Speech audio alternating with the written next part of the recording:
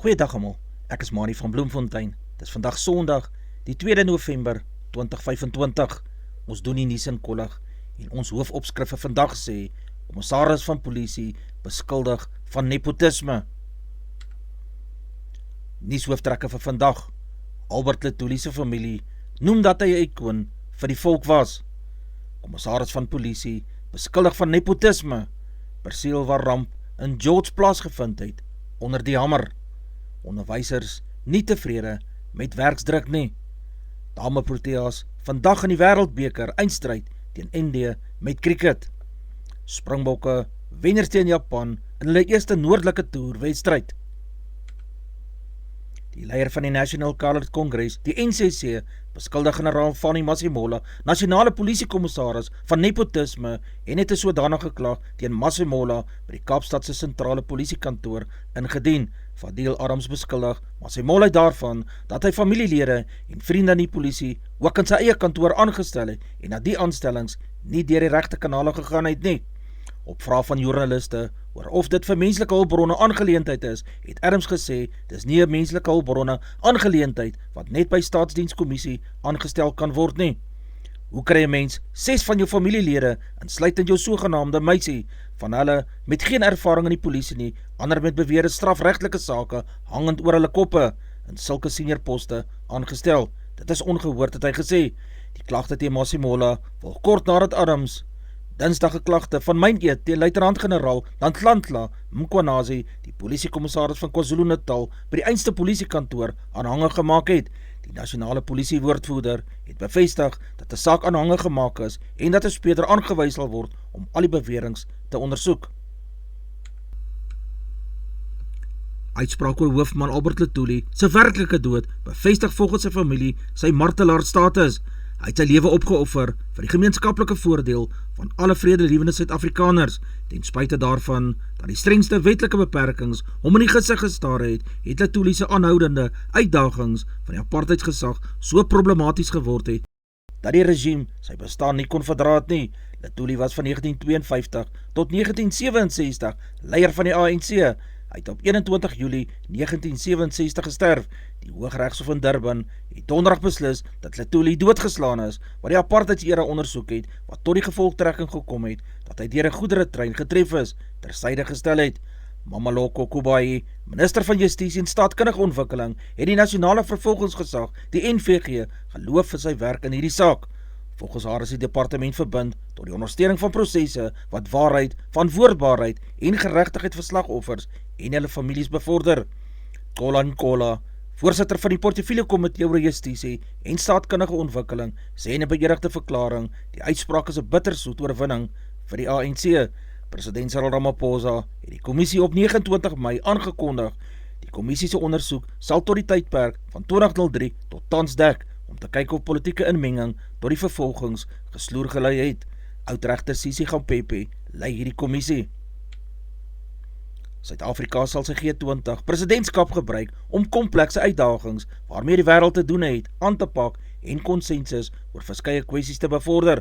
Ons prioriteite is om rampweerstand en reaksie te versterk, skuldvolhoubaarheid en ontwikkelende ekonomieë te verseker, finansiering te mobiliseer vir 'n regverdige energie, oorgang en kritieke minerale vir inklusiewe groei te gebruik, so sê die kabinet. Die beraad sal na verwagting beduidende ekonomiese aktiwiteite stimuleer, die vraag na goedere, dienste, infrastruktuur en logistiek te vergroot, werk te skep en plaaslike sake inkomste ook te kan verhoog. Die kabinet het intussen ook die groen lig gegee dat Suid-Afrika die tussentydse voorsitterskap van die Suider-Afrikaanse Ontwikkelingsgemeenskap, naamlik SAOG, oorneem weens die onlangse politieke gebeure in Madagaskar. Dit sluit in die aanbieding van die SAOG vergaderings. 'n interministeriële komitee sal saamgestel word om alle verpligtinge te koördineer en te monitor. Die perseel by Victoria Straat 75 in George, waar 34 mense dood is, toe 'n deels geboude woonstelblok in Mei 2024 ineengestort het om einde November onder die hamer. 62 werkers was ten tye van die ramp op 6 Mei 2024 op die bouterrein toe die woonstelblok skielik ineengestort het. Onder die werkers wat dood is Suid-Afrikaners, Mosambiekers, Malawiërs en Zimbabweërs. Volgens inligting op die Afsaar se webwerf bied die eiendom 'n groot geleentheid vir die ontwikkeling van residensiële woonstelle binne die sentrale stadskern en is ook binne loopafstand van openbare vervoer. Die ooperf beslaan 1224 vierkante meter en die sonering is algemeen residensieel. Voorbeelde sluit in woonstelle, 'n aftreeoord of 'n lodge vir 'n rugsak reisigersagentskap.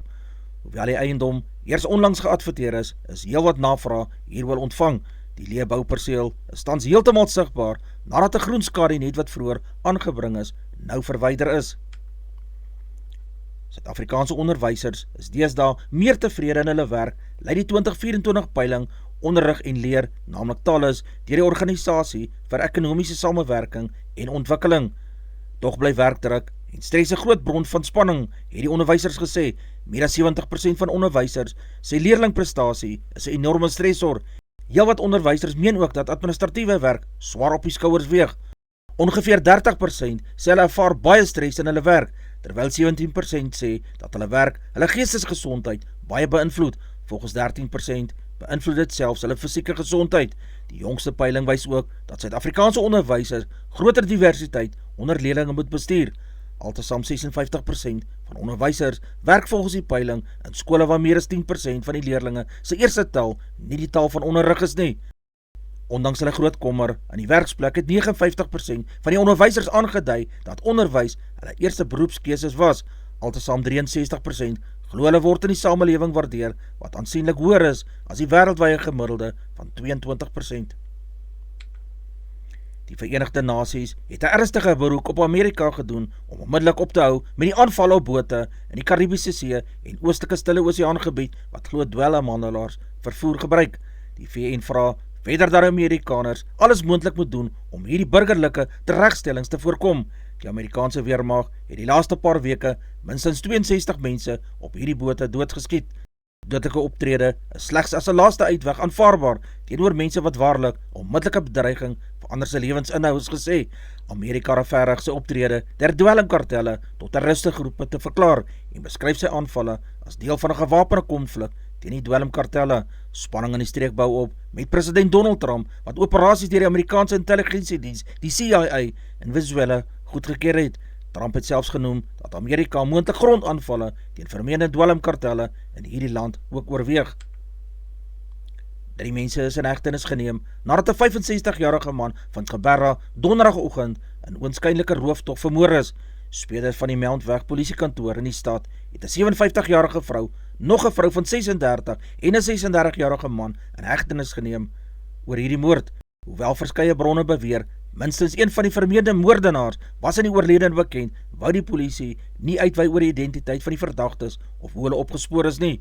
Die rowers het die huis in 'n warbroek gelaat voordat hulle in die jager se Nissan Juke motor weggevlug het. 'n Skootrekenaar was glo al wat uit die huis gesteel is. Die polisie het later die gesteelde voertuig verlate in sentraal area aangetref. Die jager se lewensmaat het voorts aan die polisie gesê sy kon daarin slag om haarself te bevry nadat die rowers gevlug het. Sy het die jager toe dood in die huis aangetref. Die 3 vermeende moordenaars sal maandag hulle eerste hofverskyning in die Landdroshof in Geberra maak. 3 verhoorafwagtende gevangenes het maandag in 'n tweede voorval van hierdie aard binne 'n week uit die aanhoudingsselle van 'n hof in die Weskaap ontsnap, die keer by die Landdroshof in die Strand. Bronne het gesê die ontsnapping van Denver Peterson wat 34 jaar oud is, Glenville Jantjies wat 22 jaar oud is en Rastum Alvestus wat 25 is, omstreeks 16:45 maandag ontdek toe die hofbeamptes na die Polsmoor gevangenis moes terugneem en slegs 'n leescel ontdek is. Daar was geen teken van hierdie 3 nie en geen skare aan enige sel of enige teken van gedwonge toegang is glo gevind nie. Peterson en Jantjies staan tereg elk op 'n aanklag van poging tot moord en Alvestus op 'n aanklagte van aanranding met die doel om ernstig te beseer. 'n Polisiewoordvoerder het bevestig oor die ontsnapping en dat een van die ontsnapte verhoorafwagtende gevangenes, naamlik Alvestus, reeds weer in aanhouding is. Lede van die publiek wat weet waar die ander 2 is, moet die stopmisdaadnommer by 08600 1011 skakel en die inligting sodoende vir hulle deurgee. Bewakers by die Polsmoor gevangenis in Tokai is deur die bestuur gevra om in private klere te reis nadat inligting ontvang is dat lede van die Fancy Boys bende glo aanslag op die lewe van bewakers beplan. Dit volg nadat 3 gevangenes die afgelope week dood is na voorval Dinsdag by hierdie gevangenis. 2 gevangenes is Dinsdag dood nadat bendelede glo bewakers in die gevangenis aangeval het. In 'n WhatsApp boodskap wat aan bewakers gestuur is wat die koerante onder oog gehad het, word hulle gewaarsku oor die moontlike aanslag op hulle lewens na die dood van die 3 gevangenes. Bronne het die gevangenes wat dood is as Ricardo Krots, Bonkolosi Jale en André Gous geïdentifiseer. Krots het gister in die Grote Skuur Hospitaal gesterf. Volgens inligting was Gous 'n leiersfiguur in die Fancy Boys bende. Woensdag is van die bronne verneem dat 2 bewakers in hierdie voorval beseer is. Die erns van hulle beserings is egter onbekend. Die voorval het glo 'n medium B afdeling van die gevangenis plaasgevind. Suid-Afrika en Indië is in Navi Mumbai om die grootste prys in vroue eendag cricket vandag slags. Hoewel die Protea vroue die eerste keer in die eendag cricket in 'n wêreldbeker eindstryd speel, het Laura Wolf, haar kaptein en haar spanmaat heelwat ondervinding van die drukkoker van die eindstryde. Die Suid-Afrikaners het in vanjaar se wêreldbeker toernooi in Indië en Sri Lanka veggees getoon deur die halfeindronde te kwalifiseer nadat hulle in die eerste wedstryd deur Engeland afgeransel is. In hulle laaste groepwedstryd het hulle ook ver teen die Australiërs verloor. Slag Wolfhard, wat saam met Tasman Brits die Proteas beurt anker, daarom om Suid-Afrika 'n goeie begin in sy kolfbeurt te gee, kan dit die grondslag lê vir 'n triomf. Die 26-jarige Wolfhard se spelpyl is tans pyk en sy is met 470 lopies die voorste lopiemaker in vanjaar se toernooi. Geen senior Suid-Afrikaanse cricketspan, mans of vroue, kon al daarin slag om 'n wêreldbeker omhoog te hou nie. Suid-Afrika het Indië vroeër in die rondom Tali fase is van die toernooi met 3 paaltjies in Visakhapatnam geknop. Sedert 1997 was die 2 spanne al in 34 eendagwedstryde teen mekaar slags, met die Proteas wat in 13 daarvan die wenners was. Die span van Suid-Afrika bestaan vandag uit Laura Wolf, die kaptein, Aya Bonga Kaka, Chloe Tryon, Nadine de Klerk, Marizaan Kap, Tasman Brits, Shalo Jafta, Nonkuleko Nlaba, Annelie Derksen, Anneka Bosch, Masabata Klaas, Sunailis, Karabo Mosso, Tumi Sekukuni, Nomdusi Sangase. Die wedstryd begin vandag om 11:30. Hao Tong Lee, die Chinees wat vroeër vanjaar so amper kies die eerste golfspeler van sy land geword het, wat die Britse Ope gewen het, want volgende maand weer sy slag in Afrika se major, die Nedbank uitdagtoernooi by Sun City kom wys. Die 30-jarige Lee sal sy 6de verskyning by Sun City kom maak en poog om die eerste Asiese wenner van hierdie toernooi te word. Lee het in 2017 en 2018 onderskeidelik 4 en 50 geëindig, so hy weet wat dit verg om sukses daar in Sun City te behaal. Lee, baanbreker in Chinese golf, het vroeër vanjaar die 4de in die 153 Britse Ope op die Royal Port Rushbaan geëindig. Hy het die laaste ronde in die 2de plek begin, maar het uiteindelik 6 houe agter die uiteindelike wenner Scottie Scheffler van Amerika geëindig.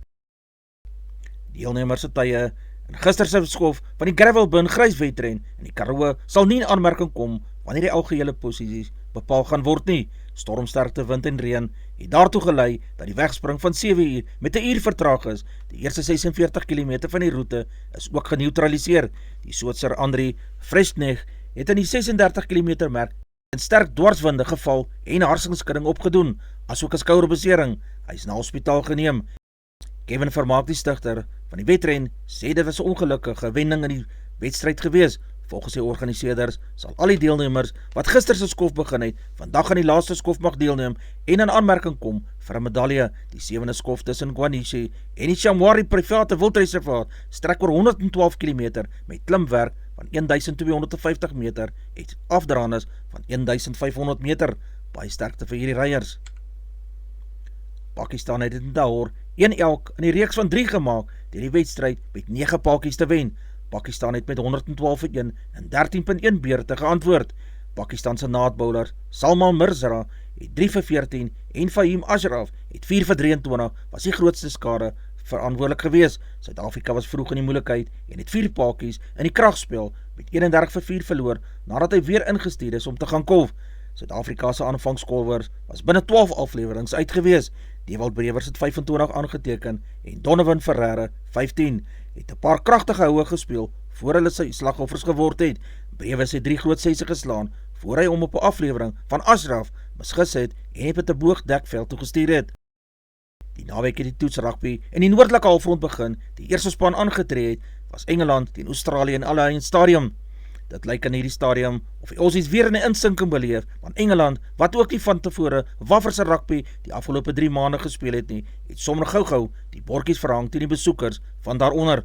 Engeland het gewen met 25 teen die 7 punte van Australië. Vir die Aussies het Harry Potter sy towerstafie uitgehaal en 'n skitterende 3 gaan druk na hy sowat 70 meter ver gehardloop het. Sy 3 is verdoel deur Tanay Admet. Vir die Engelse George Ford die rekening op die 19e minuut oopgemaak met 'n strafskop. Minuut daarna het Ben Earl gaan oorduik vir die Engelse se eerste 3. Henry Pollock, Alex Mitchell, Luke Cowan-Dickie het ook 3 vir hulle span gaan druk. Die Aussies sal na die wedstryd moet teruggaan, na die bord toe en aan hulle verdediging en wedstrydplan moet gaan werk. Skotland was die gasheer vir die besoekende VSA span, maar die Skotse span het gewys, hulle moenie sommer afgeskryf word nie. Hulle het met goeie hardloop rugby tevore gekom op Murrayfield voor sy tuiskare. 7-3 is in die eerste helfte deur Skotland gedruk en 6 verder het goeie 3 vir die Skotte het gevolg. Die manne van VSA kon net nie antwoord kry vir die skitterende wedstrydplan van die Skotte nie. Welverdiend was die eindtelling 85 vir Skotland en 0 vir die VSA se manne. In die ander toets wat in Soldier Field Stadion in Ierland gespeel is, het Ierland die gasheer vir die besoekende Kiwis gespeel. Die Ierse wedstryd het sommer gou op 'n negatiewe noot begin toe die slot Tariq Burney in die tweede minuut met 'n rooi kaart afgestuur is. Slegs 1-3 is deur die Iere gedruk deur Tariq Furlong wat ook verdoel is deur Jack Crowley. Vir die Nieu-Zeelanders het Adi Savea, Tamati Williams, Wallace Setiti en Cam Roykort agter die pale van die Iere gaan kuier met hulle 3. Borden Barrett was weer akkuraat met sy skopskoen gewees. Vir Ierland was die telling 13 en vir Nieu-Zeeland 26 punte. Die Wembley Stadion was die gasheerplek vir die wedstryd in die Springbokke teen die Japaneese rugby span. Vir die Japanners het die 21-jarige Yoshitaka Yazaki sy span se enigste 3 gaan druk in die 51ste minuut van hierdie wedstryd. Die Japanners het derentyd probeer om al die gate toe te stop op verdediging en het wel soms met goeie hardloopsessies tevore gekom, maar kon nie verskeie kere afgerond het nie. Die Springbokke daarenteen het die bal lekker rondgeslinger, goeie dryfmale gedoen en lekker rugby is deur hierdie wêreldkampioene voor die skare gespeel. Vir die Bokke het Siya Kolisi, Sasha Feinberg 2-3, Wilco Louw, Kurtley Arendse ook 2-3, Andre Esterhuizen en Jesse Kriel almal 3 gaan druk vir die Bokke. Rassiese wedstrydplan is mooi uitgevoer en die resultate wys beslis ook so. Die Bokke was in alle opsigte net een te veel vir die manne van Japan gewees. Almal in die span en spelers op die bank het gedoen wat van hulle verwag was. Kurtley Arendse is wel verdiend as speler van hierdie wedstryd gekroon. Die finale telling was in die gunt van die Springbokke met 61 vir die manne in groen en 7 punte vir die Japaneese span. Baie geluk aan die Springbokke. Advertensie van Netwerk 24, teken in en kry verskeie tydskrifte en koerante. Advertensie van Bloemkeel for you. Jy kan vir Dian of Susan by 082-390-339 kontak. Hulle sal jou voertuig se registrasie namens jou behartig. Ons weerberig vir die streek lyk so: Messina 18:35, Polokwane 14:29, Lephalale 18:27, Mbombela 15:21, Mahikeng 16:30, Pretoria 18:32, Johannesburg 16:30, Ermelo 10:21, Galagadi 15:31, Gaborone 21:31, Richards Bay 17:20, Pietermaritzburg 12:19, Durban 14:21, Port St Johns 14:21, Pongola 17:20, Maputo 18:22, Bethlehem 10:23, Bloemfontein 11:26, Allewal Noord 9:26, Welkom 14:28, Vryburg 15:30, Kimberley 13:28, Appington 14:31, Prieska 12:30, Springbok 6:31, Karasburg 11:30, Keetmanshoop 15:32, Mariental 16:34, Alexanderbaai 12:20, Brandvlei 10:29, Loederitsbaai 13:28, Vredendal 9:28, Kaapstad 14:20, Sutherland 3:24, George 10:18, Jeffreys Bay 12:23, Kaberra 11:24, Graaff-Reinet 8:23, Kaap-Agulhas 11:20, De Aar 8:26, Multino 5:21, Beaufort Wes 11:26, Laastens Oos-London 12 in die oggend, 23 grade Celsius in die middag. Markte vir die dag lyk so: die rand verhandel teen R17.27 teenoor Amerikaanse dollar. Die Australiese dollar kos R11.32. Die euro verhandel teen R19,99, die pond kos R22,78, die yen verhandel teen 11 sent, die prys van silwer is $48,80 Amerikaanse sent, platinum kos $1,560, palladium se prys is $1,445, goud se prys per fyn ons is $4,004, Brent olie per vat is $64,77 Amerikaanse sent per vat. Dis al vir vandag. Onthou om te like, deel met jou vriende en jou vriendinne en onthou om te subscribe. 'n Aangename dag word vir almal toegewens.